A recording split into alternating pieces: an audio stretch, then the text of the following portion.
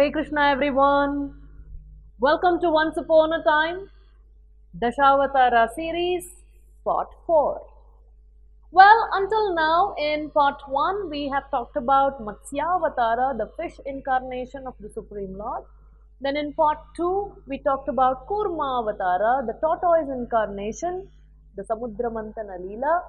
In part 3, we talked about the killing of Hiranyaksha in the form of this beautiful Raktavaraha incarnation of the Lord. And now let's move forward, and in part 5, we are going to talk about yet another most wonderful incarnation of the Supreme Lord, and that is Narasimhavatara. Nara means human, Simha means lion. So why did the Lord have to take the never before seen wonderful form of half man, half lion? What was the need for it? Why did he have to come in this unique form? All that and more in this episode. So listen attentively. So in the previous episode of Dashavatara series part 4, we have talked about the Lord coming in Raktavaraha form, the boar form, in order to kill Hiranyaksha, the evil brother of Hiranyakashipu. So if you haven't already watched it, please watch that and then come back and watch this. It will make a lot more sense to you. So now the news of Hiranyaksha's death reaches the ears of Hiranyakashipu, and Hiranyakashipu is devastated. He's not only devastated, but he is angered. He's so angry that he picks up his mace and he's walking out the door of the assembly, royal assembly, in search of Vishnu. Where is that Vishnu? That Mayavi Vishnu who came in the form of a wild pig and he killed my brother? How dare he? I'll teach him a lesson. I'm going to take the revenge and I'm going to kill him right away. And just at this point, the guru of the Asuras, he comes to him. Who is that? Shukracharya. So Shukracharya comes and tells Hiranyakashipu, please heed my advice. This is not the right time for you to go and take upon, to fight against Vishnu. You are simply not prepared. He warns him and says, Vishnu is very, very powerful. He can come in any form, any time and kill you just like that, just like he did for your brother. But Hiranyakashipu says, I am also strong and I should be able to kill him. My blood is boiling. I need to take revenge for the killing of my brother. Shukracharya says, you can, but just first prepare yourself and then you can take upon Lord Vishnu. Alright, Hiranyakashipu says, so what should I do? And Shukracharya says, you go to Mandarachala Parvata and you do long, intense austerity. You perform penance and you please Lord Brahma and you get the boon of immortality that you should never die, and then you go and fight Vishnu. Hiranyakashipu says, alright, sounds like a plan. So he goes off to Mandarachala Parvata and he's standing in 1 feet with his, it is described in Srimad Bhagavatam. He's standing on the tip of the toe on just 1 feet, and then his eyes are nabha. It is pointed towards the sky and both his ends are raised. So very, very intense kind of tapasya he does, and for a really long time. And he is praying to Lord Brahma, Om Namo Brahma Devaya. Repeatedly. Can you imagine? Like, he had so much of strength, he had so much of focus, he was so ambitious. Even many of today's, greatest quote-unquote materially successful people are not as ambitious as Hiranyakashipu was. Anyhow, the first time he fails in his attempt because there is this little bird which comes on, which keeps on coming and, keeps chanting Narayana, Narayana, and it distracts Hiranyakashipu. So he comes back and then again goes. So 2 times. And while he is busy in Mandarachala Parvata, where he is meditating upon Lord Brahma in order to please him and get this boon of immortality, meanwhile the scene In the court of Hiranyakashipu is something different. His wife Kayadu, who's a wonderful lady, who's a great devotee actually, she is a devotee of Vishnu. In fact, she comes from the family of Nagas, the snake family. And her father, in spite of knowing that she is a very ardent devotee of Lord Vishnu, had given her hand in marriage to Hiranyakashipu because Hiranyakashipu was a terrorist. He would just terrorize everybody and defeat everybody and torture everybody. So, in order to, get protection from his terrorist acts and to not be tortured by him and his citizens, this Nagaraja, the king of the Nagas, he thought if I get my daughter married to Hiranyakashipu, then Hiranyakashipu will not come to our, he'll not take us to task. And Kayadu tells her father, but my dear father, I'm a devotee of Vishnu. And Hiranyakashipu's number one enemy is Vishnu. So how will, I even marry a man like this? And her father had instructed, you please pray to Lord Vishnu within your heart. Externally you don't show it, but internally you meditate upon the Lord. So imagine what a great devotee she was to live with somebody like Hiranyakashipu, and still she was such a great devotee of Lord Vishnu. So Kayadu, she was actually carrying at the time. And all these demigods, and sometimes demigods act unlike their character, which they should not be doing. Especially Indra, time and again we see that he gets so insecure and he does things that is not at all befitting the head of the demigods. So this was also one such instance. So he brings all these other demigods with him, and Indra comes and kidnaps Kayadu, and they're all taking her through Akasha Marga in space, and Narad Muni ends up coming there and saying that Indra, how shameful, what a shameful act. You should not be kidnapping any woman, and lest what to speak of a pregnant woman, and that too when her husband is not there.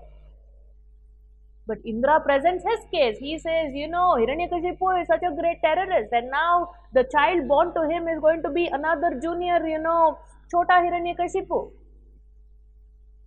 So he said, our plan is, that is why to kidnap Kayadu, and the moment she gives birth to the child, kill that child. Why even wait until that child grows up and starts terrorizing, and who knows, maybe he'll become a bigger terrorist than Hiranyakashipu. Narad Muni says, you've actually gotten the whole thing wrong. The child that is going to be born in her womb is actually a great devotee of the Supreme Lord. And who is that child? Prahlad Maharaj. Remember, I had told you the story of Diti and Kashyapa Muni in the previous episode? So when Diti realized that her two sons were going to be such a great, demons, she was regretting the mistake that she made, and she was repenting for it. And at the time, Kashyapa Muni gives her some solace, saying that although you did an abominable act, because you are repenting for it, because your heart is in the right place, Kashyapa Muni says, although your sons will be demons, your grandson will be a great devotee, and that is Prahlad Maharaj. Jai Prahlad Maharaj. What an amazing devotee. He is also one of the 12 Mahajanas. He is our Acharya for Smaranam, to constantly remember the Lord. Anyway, we are getting a little too ahead of ourselves. We'll come back to the story now. So Narad Muni immediately told Indra, you please leave her right now. Right now, you release her. And then the moment the demigods got to know that it's actually a great devotee in the womb of Kayadu, this is the nice thing about demigods, although they make mistakes, once they realize their folly, they accept it also and they repent for it. So immediately Indra and the other demigods started circumambulating Kayadu as a way of offering respects to her, and they apologized for trying to kidnap her. And then after they leave, Kayadu very humbly places a request to Narad Muni, saying that, now all these devatas came and tried to kidnap her. She said that she's feeling insecure because her husband isn't there. Anytime anything can happen to her. So she tells Narad Muni, please, I'm requesting you that you protect me. And Narad Muni says, very well. So he takes Kayadu, who's carrying this great devotee child in her womb, and gives her utmost protection in his ashram in every which way: spiritual protection, emotional protection, intellectual protection, physical protection, all kinds of protection is given to her. And every single day, Narad Muni would make Kayadu sit in front of him and give her wonderful instructions in Bhagavata Katha. And Kayadu also, anyway, she's an ardent devotee of Lord Vishnu. So she would nicely hear this Bhagavata Katha, and one fine day, as this was unraveling, where Narad Muni is relating the Bhagavata Katha to Kayadu, she's expecting, she's a little tired, so she happens to fall asleep. But in spite of her sleeping, when Narad Muni is narrating the Bhagavata Katha, there is still some response coming. Very, very attentive listening response. And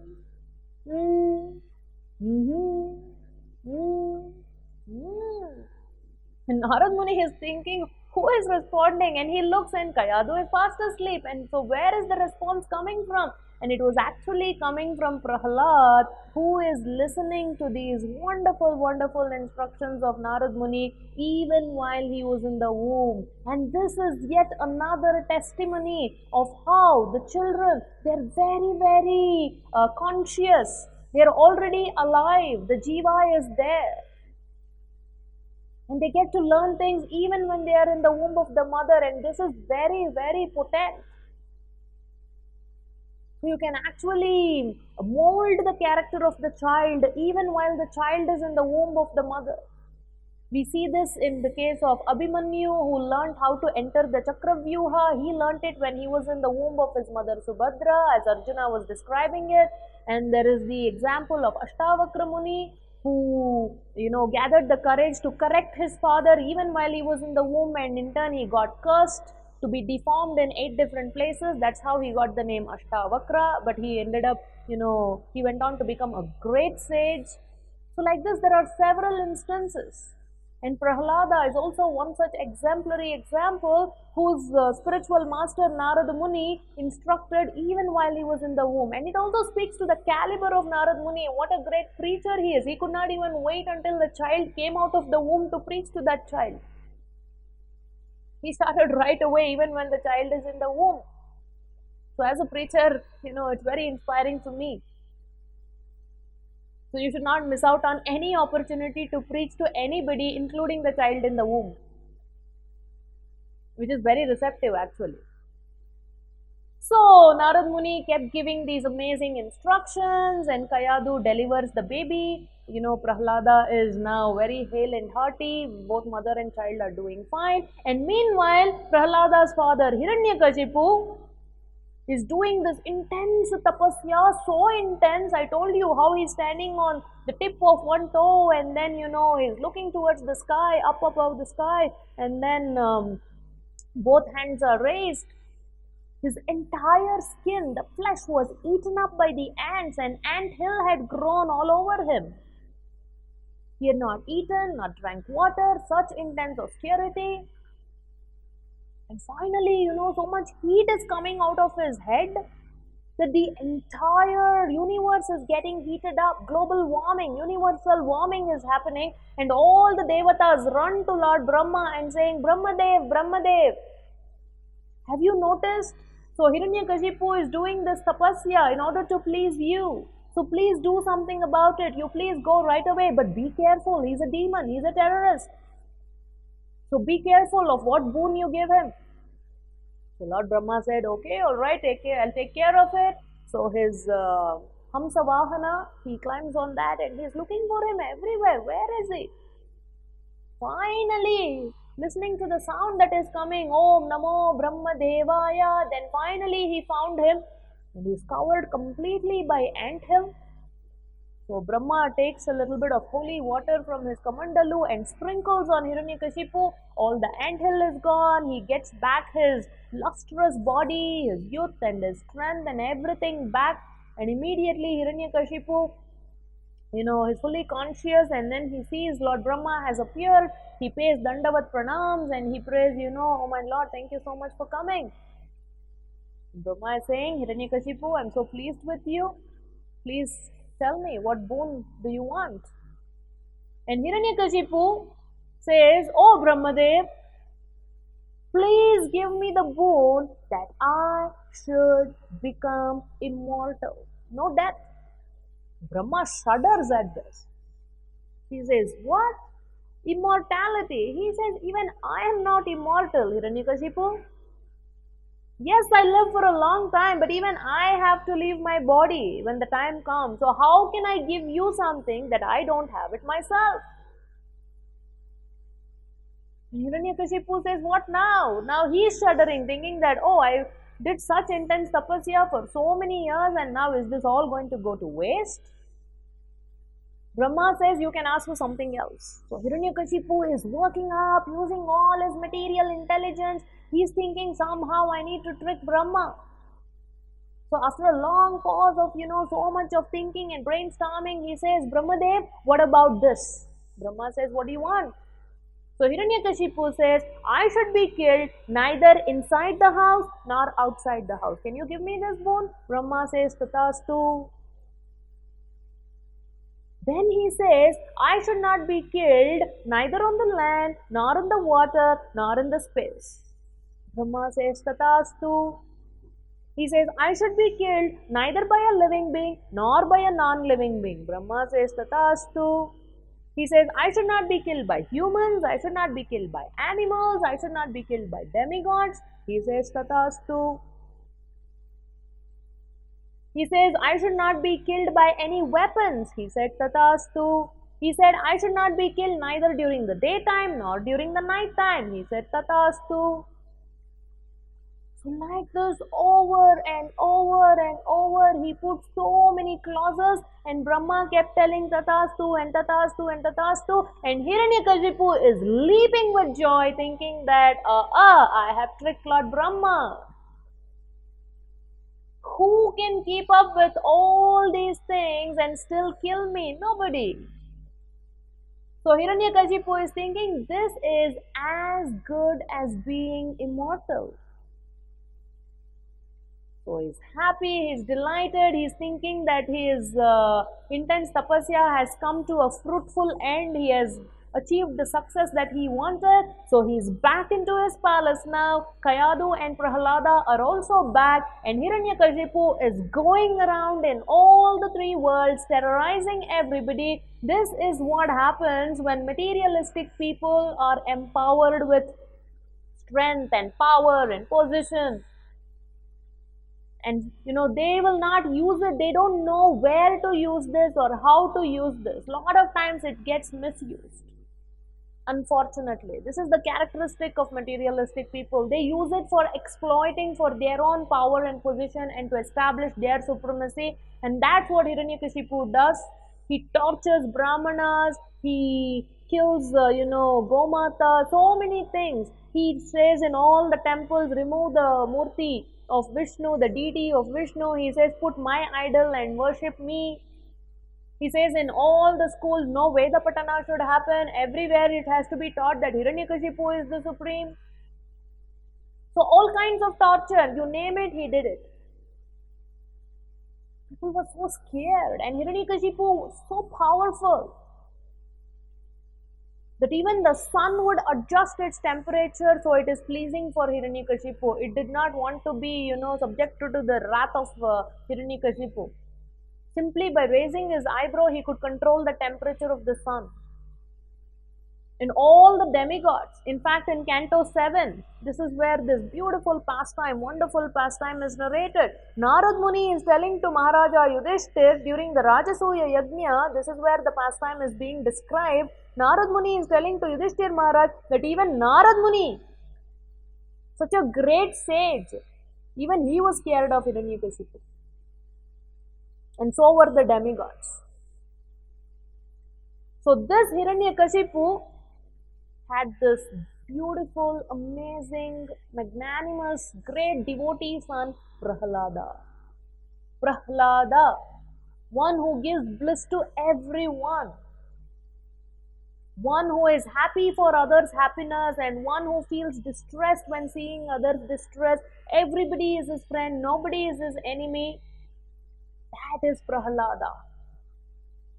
And always, always, always chanting the holy names of the Lord. Om Namo Bhagavate Vasudevaya. Om Namo Narayanaya. And who is his spiritual master? Narad Muni. So at the tender age of 5, Hiranyakashipu thought, let me send my son to Gurukul.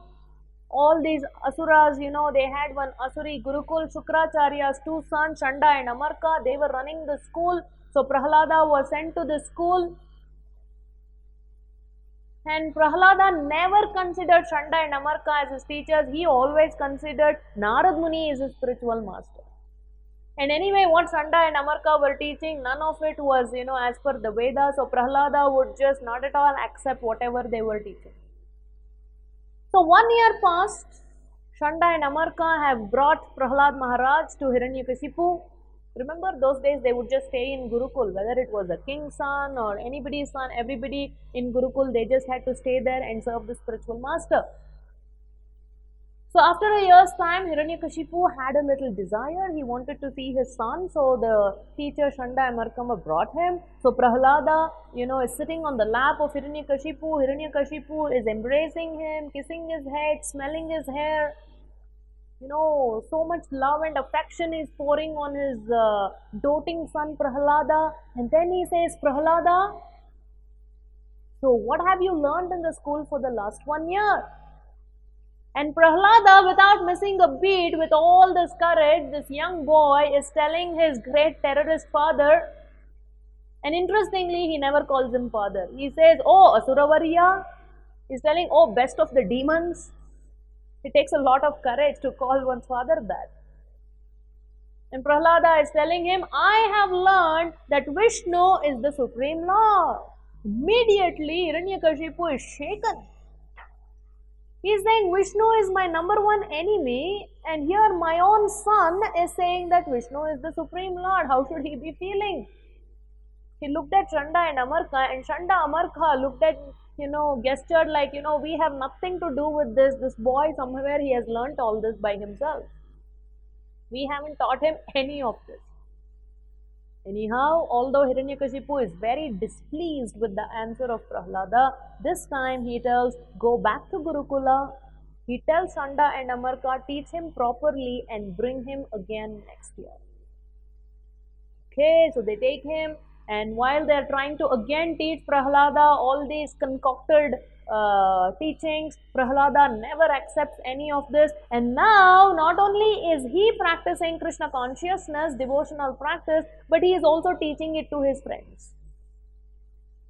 Every time he got a little time here, little time there, especially during break time when the teachers were not around, he would gather all his demoniac class friends and he would tell them, don't waste your time by playing. It's already too late. At 5 years, 6 years, Prahlad is telling them it's already too late. And unfortunately, in Kali Yuga, many are 50 years, 60 years, and they are still thinking they have time. They are too busy with children and grandchildren and, household affairs, worrying about this and that and everything but Krishna consciousness, they are busy. But Prahlad is telling 5 years itself is already late, my dear friends. Because youth will go in playing, and then, childhood will go in playing, and youth will go in finding the life partner, and then middle age will go in maintaining the family, and there comes old age. So Prahlada is telling, please start now.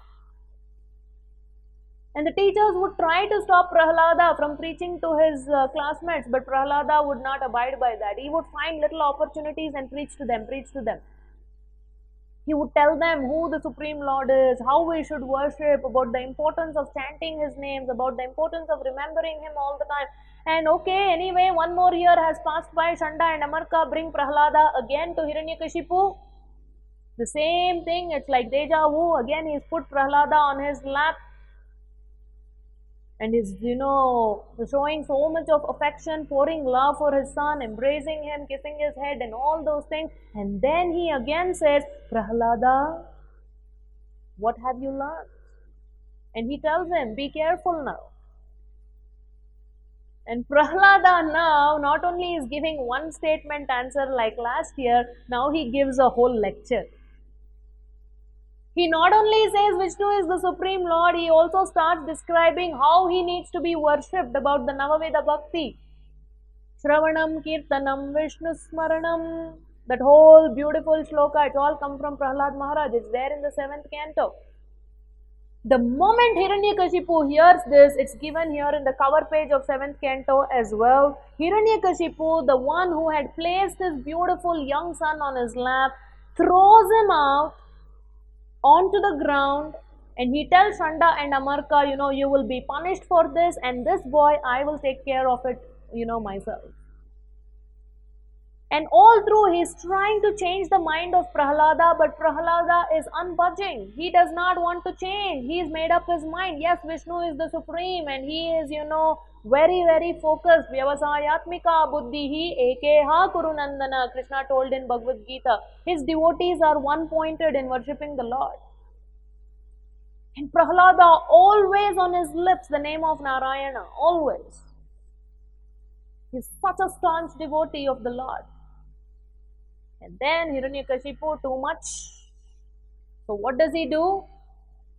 He summons all his people and he tells, take this boy, make him lie down in the assembly, royal assembly, bring this elephant and make the elephant trample on him and kill him. Imagine one's own father trying to kill his son. Unimaginable. And Prahlada, on the other hand, is not at all, he's not at all disturbed. Such is his faith in the holy name of the Lord, such is his faith in the remembrance of the Lord. He knows that the Lord will protect him. Avashya Rakshibe Krishna. So they make him lie down and the elephant is brought and made to trample. Nothing happens to this little boy, devotee boy. And Hiranyakashipu says, well, take him to the room filled with venomous snakes, all kinds of vicious snakes, and let those snakes bite this boy and kill him. So they put him in the room, all kinds of venomous snakes, they are biting him, but Prahlada is just, with palms folded, with joined palms, he's just praying to the Lord, praying to the Lord, praying to the Lord, and nothing happens. Hiranyakashipu is really surprised. And then he says, take this boy up onto a mountain cliff and throw him from there. He's sure to die. So they took him up onto a huge, mountain on top of it. And from the peak of the mountain, they push him. And this Prahlada, the great devotee, our Mahajana for Smaranam, how to remember the Lord, he is not worried about him falling down and dying, but he is worried about the Paramatma within his heart. With his tiny, teeny hands, he is, protecting his heart region, thinking that, not thinking, it is true also that Paramatma is present and nothing should happen to Paramatma when he falls down. Look at the level of his devotion. And when he is about to fall down, Bhumi Devi herself becomes, the Lord arranges in such a way that it becomes like a soft cushion for him. So nothing happens for him. He gets up and he starts running back to the home. And Hiranyakashipu says, Prahlada, so you already came back. Where are those people who took you? He says, well, they have to climb down and come, but they pushed me from top, so I got down easily and then I just had to run back. And Hiranyakashipu is like rubbing the salt on the wound. First of all, he's not killed, and top of that, he's saying all these things. So many different ways Hiranyakashipu is trying to kill him. And in Bhagavad Gita, Krishna has said, in 9th chapter, 31st shloka, Kshipram bhavati dharmatma shashvat chantim nigacchati kaunteya pratijanihi name bhakta pranashyati. So Krishna is telling to Arjuna, you declare, go into every assembly, raise your hands and boldly declare, Arjuna, what should you declare? Name bhakta pranashyati, never will my devotee perish, Arjuna, no matter what. This is Krishna's promise. He's saying, never will my devotees perish. And here, Hiranyakashipu is trying to kill Prahlada in so many different ways. Name bhakta pranashyati. Nothing will happen to the devotees of the Lord. The Lord takes care of his devotees. And also, again in Bhagavad Gita, chapter 6, shloka number 30, Krishna is saying, Yo mam pashyati sarvatra, sarvam cha mai pashyati, tasyaham na pranashyami, sacha me na pranashyati. For one who sees me everywhere and sees everything in me, I am never lost, nor is he ever lost to me. So Krishna is saying, for one who sees me everywhere, and Prahlada is seeing the Lord everywhere and sees everything in me. He's saying, I am never lost, nor is he ever lost to me. So we can see that demonstration here in the pastime of Prahlada. And now Hiranyakashipu calls his sister. She is as evil as her brother, Holika. And this Holika had a boon that, fire will not burn her. So Hiranyakashipu called her and said that you put Prahlada on your lap, you sit into this fire cauldron, and that way Prahlada will get burnt. Okay, she obligingly put Prahlada on her lap, and there is this huge cauldron of fire burning. And then Hiranyakashipu is asking, chiding at Prahlada, saying, Prahlada, how do you feel? Prahlada is telling, very cool, father, very cool. And the heart of Hiranyakashipu is burning when he hears this answer from Prahlada. That's it, Prahlada, Holika got killed, she got burnt by the fire and got killed, but nothing happened to Prahlada because he's constantly remembering the Lord. Hiranyakashipu thought, this is too much, enough is enough. Now let me take the matter into my own hands. He calls his wife Kayadu. I told you what a wonderful devotee that she is. And he tells her that you please take this bowl of poison and feed your son. She is, she can't even come to terms. Like, how can a mother feed poison to her own child? So she is bitterly weeping, and Prahlada convinces her, saying, Mother, nothing will happen to me. Why do you worry? Just give it to me, no problem. And somehow, he takes this bowl of poison from his mother's hands, and he drinks it, taking the name of the Lord, constantly remembering the Lord, and nothing happens to Prahlad. And that's it. Now, Hiranyakashipu thought, I am going to kill this boy with my own hands. So he asked Prahlada, Prahlada, who is the source of your strength? And Prahlada says, the same person who is the source of your strength, Father, is the source of my strength also, and that is Lord Vishnu. He is enraged. He took the name of Vishnu and the kind of answers he is giving, because he knows that he is just a young boy. There is somebody else who is the source of his strength, and now he is saying it is Lord Vishnu, and he says, where is Lord Vishnu? And Prahlada says, he is everywhere, he is Sarvantaryami, he is there in every single cell. Here Krishna clearly, he said, I quoted the shloka, for one who sees me everywhere and sees everything in me, I am never lost, nor is he ever lost to me. So the devotees can constantly see the Lord everywhere. So Prahlada says, he is there everywhere, in every single cell, every single atom. So Hiranyakashipu now brings this huge mace that he is having and says, is he there in this pillar? And Prahlada says, yes, he is. So Hiranyakashipu says, if he is there in the pillar, let him come out, and he hits the pillar so hard using his mace, and out from that pillar, broken into two halves, comes the never before seen, the most wonderfully beautiful form of Narasimhadev. Jai Narasimhadev. Half man, half lion form. So neck down, his body is like that of a human, but his head and his nails, all these are like that of a lion. He is roaring like a lion. He is the lion. And he grabs hold of Hiranyakashipu. In fact, the Acharyas say that Lord Narasimhadev was so eager to protect and prove the words of Prahlada that he is there, he didn't, now Hiranyakashipu can hit any pillar in that assembly. So it is said that Lord Narasimha was jumping from pillar to pillar to pillar, that any pillar Hiranyakashipu hits, he was ready to come out and, prove the words of Prahlada, right? That yes, I am there to protect my devotees always.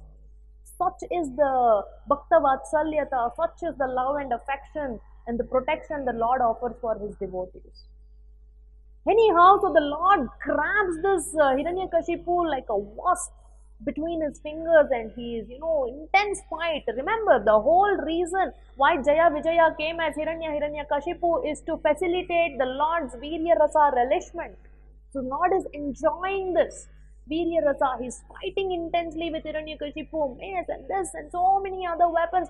And finally he grabs Hiranyakashipu and drags him to the threshold of the house. The Lord himself sits down and he puts Hiranyakashipu on his lap. He rips apart his belly, the world's first surgery, abdomen surgery. He rips apart his belly and he takes out all the small intestines and wears it like a garland around his neck. And there lies Hiranyakashipu dead. This is the most beautiful incarnation of the Lord, ferocious yet wonderful.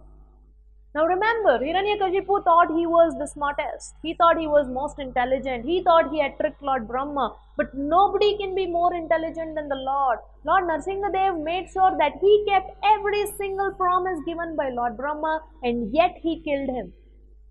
How? Hiranyakashipu had asked he should be killed neither inside the house nor outside the house. So where did exactly Lord Narasimha kill him? Right on the threshold of the house, which is neither inside nor outside. And he had said he should not be killed on the land, in the water, in the space. And where did the Lord kill him? Right on his lap. And he said he should not be killed by any weapons. Nails are not weapons.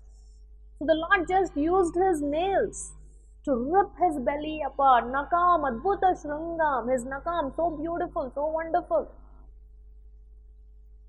And what had he said? Neither during daytime nor during night time. So when did the Lord kill him? Twilight, just when the day and night are meeting. That's it. Perfect timing. And he said he should not be killed by a living thing or a non-living thing. Nails, it's kind of not clear. It's unclear whether living, non-living. If you think it's living, then how come it doesn't hurt when you trim them? It should hurt, right? Anything living, but it doesn't. But if you think it's non-living, then how come it keeps growing? Only living things grow. And then what other things he had asked? He should not be killed by a human. The Lord is not human. And he should not be killed by an animal. He was not entirely animal. He should not be killed by demigods. Lord Narasimhadev is not a demigod. He is the Supreme Lord himself. So that is why he took this most beautiful, never before seen form, half man, half lion, Narasimha Rupa. That is how he killed him. And this is this Ugra Rupa. The Lord was so angry. Why? Because this terrorist had terrorized his devotee for so long in so many different ways. And all the demigods came and they were offering wonderful prayers to pacify the Lord, but the Lord wouldn't get pacified. Finally, all the demigods, they go to Prahlada and says, Prahlada, it is to protect you that the Lord has come. So why don't you offer the prayers and pacify the Lord? And then this beautiful boy, as you can see in the image, he's having this beautiful garland in his hand that he wants to, garland the Supreme Lord, and he chants these beautiful prayers given in the 7th canto of Srimad Bhagavatam, which you should study and relish without fail. And then the Lord is so pleased. Finally, he breaks into a smile and says, Prahlada, what do you want? Ask for some benediction. And even at this point, Prahlada is saying, my dear Lord, you think I'm a vanik? You think I'm a businessman? That you came to protect me and now I have to get something from you? I don't want anything from you, my Lord. I just want to, always remember you, always serve you. The Lord says, I know you're a pure devotee. You don't want anything in return, but still I want to give you out of my love for you. Please ask for something. And can you imagine this little boy, the great devotee, Prahlad Maharaj, one of the 12 Mahajanas, He did not ask anything for himself. Instead, he is saying, my Lord, if at all you want to give me something, my father who is lying dead here, please liberate him. See, Prahlada has nothing against his father. He is praying for his welfare even after his death. This is the nature of a devotee. This is the nature of a Vaishnava. The Lord smiles and says, not just your father, but his father and so many generations before and after, because a great devotee like you is taken birth, everybody will get liberated, my dear Prahlada, don't worry. And then the Lord himself with his beautiful hands coronates Prahlada.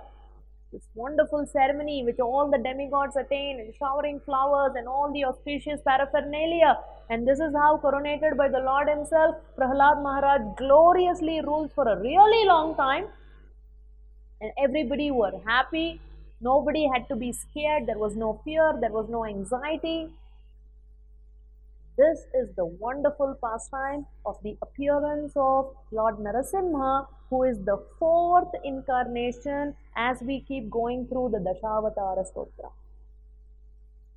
So let us sing this fourth verse from Sri Dashavatara Stotra from Gita Govinda by a very wonderful devotee, Jayadev Goswami.